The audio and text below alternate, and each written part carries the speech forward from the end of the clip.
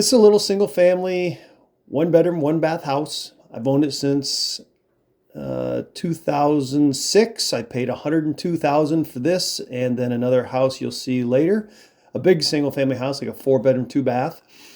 And the roof got done along with the soffit and fascia and gutters in probably around 2009 or 10. And I unfortunately had the soffit and fascia done back then, knowing that it would be just a simple vinyl siding project, just to get this asphalt shingle taken off and slap some house wrap on there and vinyl side away.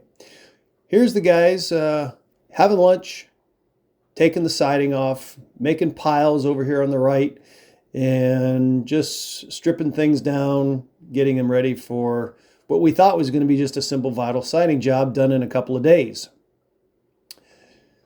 There's Riley. He was home from college and working on this job, even though now we're into September and he's back at school. But and he's my editor, of course. And why he's holding those screws, I really don't know, but nonetheless. And here we are at the end of the first day. We got a lot of the asphalt shingle taken off, things cleaned up. I loaded all the shingles into my truck and dumped them off at a neighboring dumpster that I had access to. And as you can see, we've got just a big mess here. I got orange cords in the back. I got the black flexible down spout extensions going into a basin that get all clogged up. We got this look here with just beat up wooden siding, nothing good going on around the windows. And then we get to this far long side here. And the second day in, we thought, well, we better take a few of these boards off and see what's going on. And lo and behold, here's what we found. The sill plate and the sheeting, both layers were just shot, as you can see. And the blocks were not full of concrete like they should be to today's standards. So we're like, well, how far does this go? And so we kept digging things up and going back further and finding out that it was most of it. So what are we going to do? Well, we figured out we're going to pour the blocks full of concrete for one. We're going to take out, that was an 8x8 sill plate that the vertical wall joists or wall beams, wall studs were supporting down on. And as you can tell, we would pour the blocks full of concrete, put 5/8 inch J hooks in there, and then a new sill plate with foam insulation beneath the sill plate, the treated 2x10 sill plate. But you can see that sill plate's not cranked down yet. It's just sitting on there after the concrete is hardened up.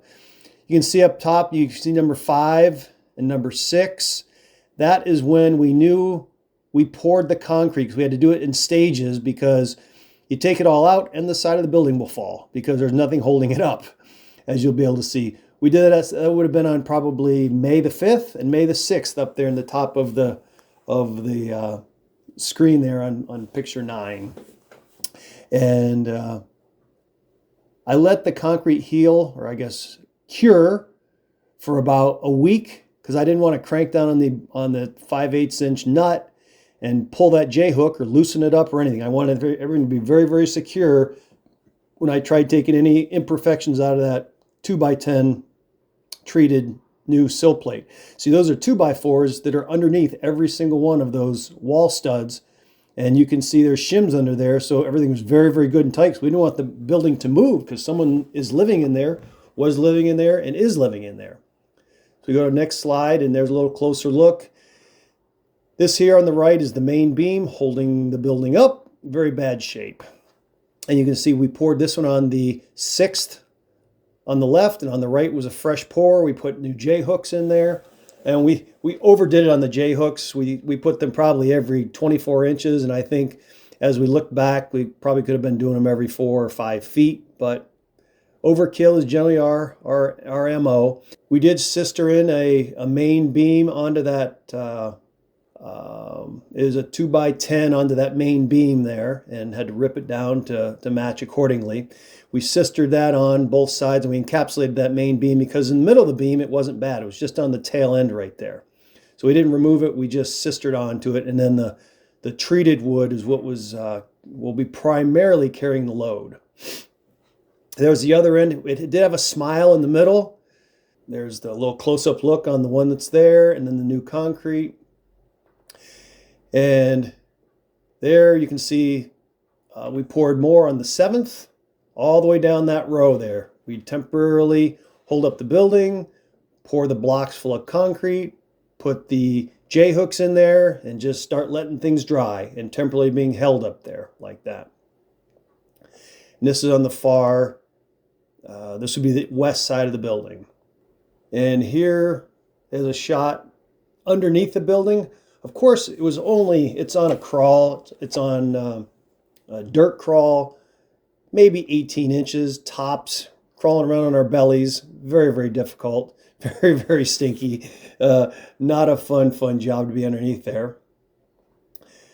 But that main beam had that smile, so we did put a 12-inch sono tube 4 foot down into the ground, and we ended up putting a bottle jack in here, and then jacking up the smile out of the middle of the building. And this is the concrete tube that got put in there, and then encapsulated that in treated wood. You can see the spacks that are big, heavy 4-inch spacks that are going into that existing beam, and we encapsulate it in treated wood here. And of course, liquid nails. We went back a bit here. You can see we've got the foam gasket beneath every one of them here. It looks like this one on the 6th now has, looks like it's probably been tightened down. And then these back here on the 7th have been tightened down. But you can see the ones up here in the 12th, they're still have not been tightened down yet. They probably just got poured.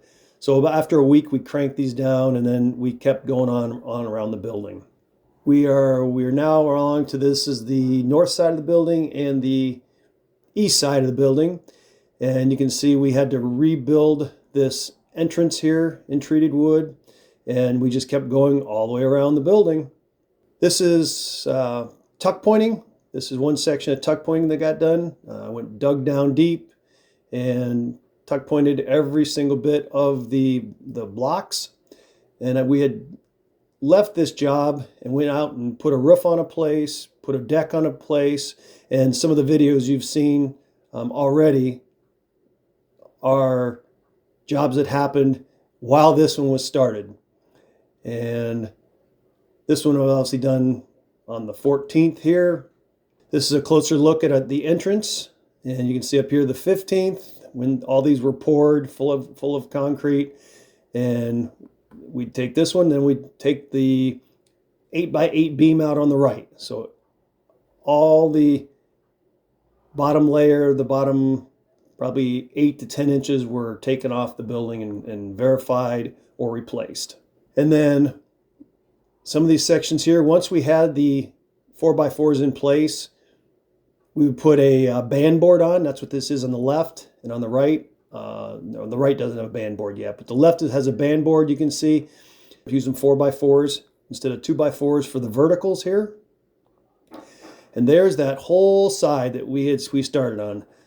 Everything's cranked down tight on picture 23, and it's got all the foam along here, and all these in here are short 4x4, treated 4x4s, and they are underneath the wall studs, and all that load is transferred down to the concrete block that you can see is all tuck pointed at this point. And then we toe-nailed screws into each and every one of these, toe-nailing down into the stainless steel screws, 3-inch stainless steel from 4x4 down into the sill plate and up into the wall studs. And every one of them got glue all the way around them just for good measure. And you can see that when every one of them got shims in there, so there's a very, very tight fit between the sill plate and the bottom of the wall studs that were cut off. And fast forward, that's the whole side. And we'd have to put 3/4 inch plywood to meet up with the house sheeting, the 3/4 inch tongue and groove sheeting that the house had for the actual sheeting of the house. And then the second layer that's on the left there and the piece that's down below, that will represent the 3/4 inch thick 4-inch siding, and that will go all around the building. And we were, just for good measure, we had our roofing nailer out there, and we put on 4 to 6 inches of aluminum sheeting, or aluminum flashing rather, between the two wood layers, so that if any water were to get in there, it would just wick away on down to the concrete block. Probably overkill, but we had it open, so we might as well do it all and do it right once and for all. And there's what it looked like up close. Very nice, very, very clean. You can see on the right side that got new plywood to match up to the siding, existing D4 siding. But then under the porch, we checked it, we pulled it off, and everything was pretty good under the porch, because that the deck there that we learned later from the inspector was built in 1987 and permitted, actually, but it was put on grass and dirt underneath there. So we pulled it out, filled that all with concrete, so it had a nice base to work from, and then had to wait for that to dry. And I think it's at this point we got pulled off to another job, and we made a little catwalk, because there was a tenant living there, and she'd have to go to her place every day, of course, and that was her little catwalk that she probably had for a good month or so. And then we finally got back to the job. Fast forward, we got all the fan fold on, and all the tape is not on yet, but this is probably late August of 25, and we've got the fan fold on there taped, and all 4 sides. See, we got all new sheeting where necessary, and windows are pretty well wrapped, not fully wrapped. And there is the final backside. And at this point, we'll start going through videos, and I'll talk through the rest of them while I'm showing you the video. Hello and welcome to Multifamily Investing with Bob Biggins. I'm Bob Biggins. We're on our single family, even though it's a multifamily channel, a single family vinyl siding job in progress. We've been doing a lot of things on this all summer, on and off, in between jobs. I got the A-team here today. I got one member of the A-team who's running the camera, because he is a little camera shy, so he's gonna follow me around. As you can see, we had our fan fold up, all taped up now. It's got the window tape around all the windows, and then the J channel. The siding's going up really fast, because I got the full A-team here, and I came back, and boy, it's moving along quite well, quite fast. We've got those standoffs up there for the lights, as well as for the electrical. You just buy those off the shelf. You can make them out of plastic wood and J-channel around them, but that's a little more time and effort. These are easier. You just buy them off the shelf for $7 to $10, $15 maybe on the high end. Different colors you get. And this is a wall here in progress. Whew, has some serious heat coming off that fan fold there. And we come around to this side here, and Anthony here's got the tough side. He's got to make both of these windows as well as the top of that fit, so things are going to have to meet at the top. Like he's got this piece meeting. You got to run your siding such that it's going around the windows together, because you're going to do each piece independently, but at the top they have to come together, and you got to lock your J channel, your siding attachment strip together. So you have to go and make your cuts. Now inside of there you're going to put trim, and the trim goes on top and bottom of the windows. Right here's a piece of trim, for example, and it's going to go at the very top inside of your J channel. Now over here what we did is we put PVC plastic wood to contain the electrical, and we're going to contain the infinity box right in here. What that does, your siding's supposed to be able to float. There's slots in there. This won't float, but then we J-channel around this whole thing here, and the siding can still float. If you screw these things into the siding doesn't float, and it can buckle in the sun. We ran that all along there with trim inside of the J-channel, and then the electrical, or the main electrical connection going into the building. Everything has been tuck pointed along here. We're putting new gutter system in. These corrugated get full. They're about 20 years old. We're putting in the white triple wall pipe out here and running. You can see we're running new drain basins, all these into the drain basin. This side has been completed. It had the soffit and fascia. That was done with the roof 20 years ago, but now we're finally getting to siding it and finally getting to the end of this job. This is a really nice side. That's the exhaust vent up there for the bathroom. We want that to blend in, not be a white one on that one. And then come around to this side, and you can see the gutters here are left open, flopping, so you can get your siding behind there quite easily. And then once these are all done, we'll secure it into the vinyl and run a piece of triple wall pipe into this system and run that all into the same drain basin. Here's our vinyl. Came from Z Moody out of St. Joseph, Michigan. It was the distributor. And we come back around, finishing up the corners.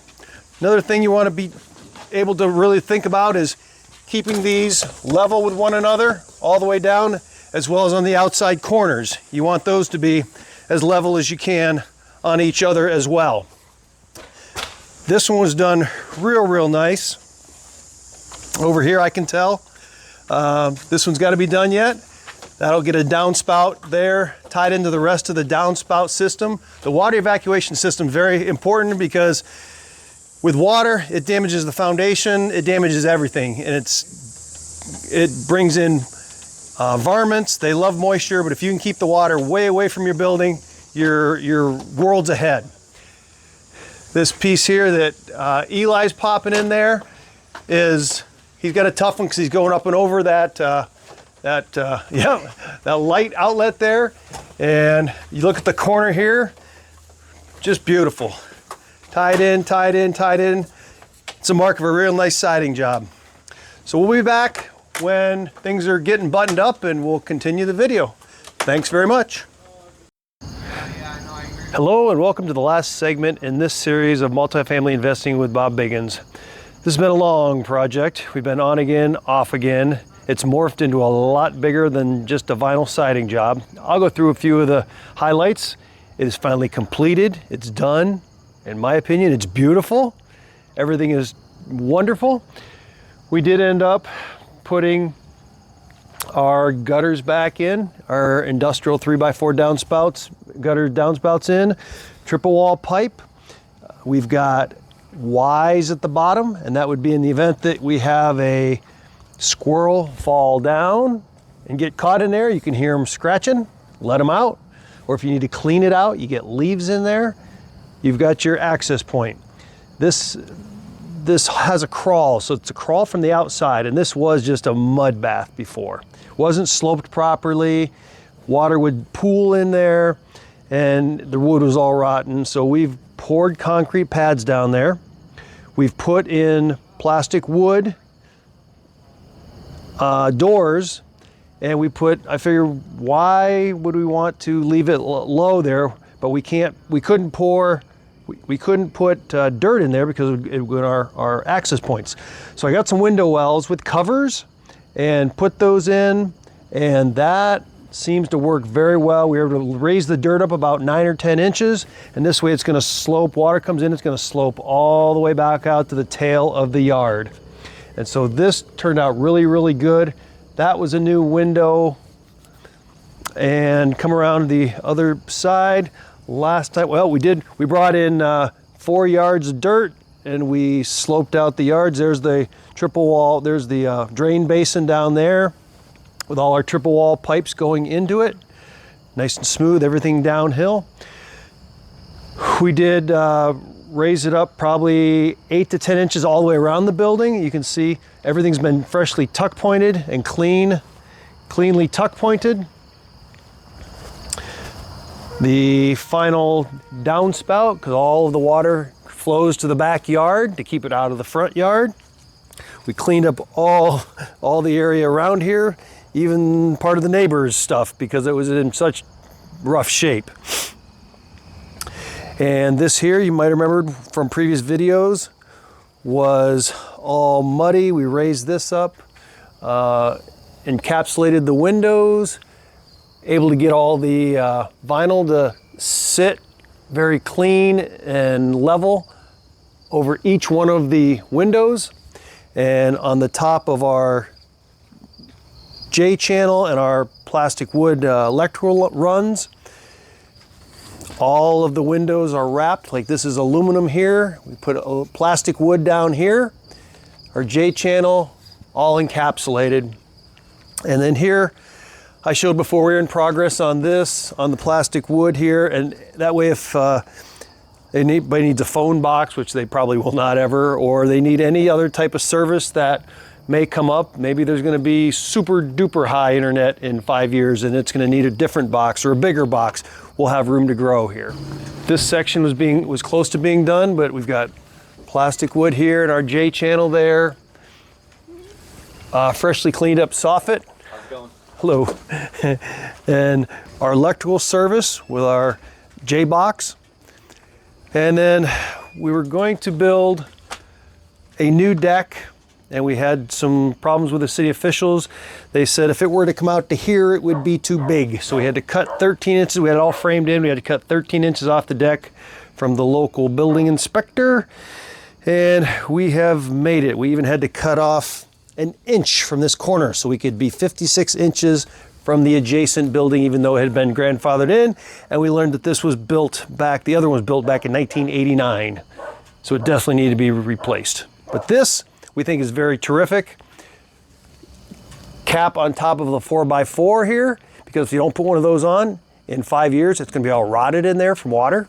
We added a handle, even though we didn't really need a handle. It doesn't require, anything that's less than 30 inches really doesn't require a hand railing, but I thought it would be a good feature to have when people are going up and downstairs with the groceries is a handrail. And over here to have, I just wouldn't want anybody to fall off the end of this thing. And the construction of our deck here, we'll put some pictures on, but you'll see the frame. And then we've got hangers, joist hangers on all 5 stringers. They ended up being about 14.5 inches on center because I wasn't able to get it to 16 inches on center was going to be it's going to be too wide. It's going to be like 18 or 19 inches, so I had to add an extra stringer in there. Mailbox in place. I had a handy dandy remainder of a handrail in my shop. I was able to put that on there, get it all stained up. We've got SPAX screws holding it all together, exterior SPAX, stainless steel screws. That's definitely a pro tip.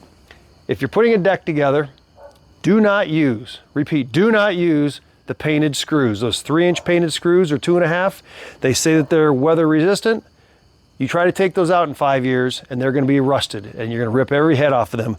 Spend the money and get you some stainless steel screws, because no matter when you need to take those out, they will come out. Stainless steel screws. And you can get a box online, usually a 25-pound box for probably $200 compared to the painted ones that are a little over $100. So for another $100, if you ever got to take that deck apart, you're going to thank your lucky stars you use stainless, because you just zip them right out, one right after the other, versus having to break them out and angle grind them if they're broken off in your boards, if you got to redo your boards. And I've been doing this for 29.5 years, so I have built decks. 25 years later, torn decks apart, so I know how tough it can be. So it's worth the extra money to have peace of mind if you're going to be doing this for a long time. And last but not least, here's our last wall here, but certificate of completion. We got our approved building permit final today, just this morning. Very happy. So this project is officially in the books. Thanks for spending your time with Bob Biggins. I'm Bob Biggins, Multifamily Investing, and have a great evening.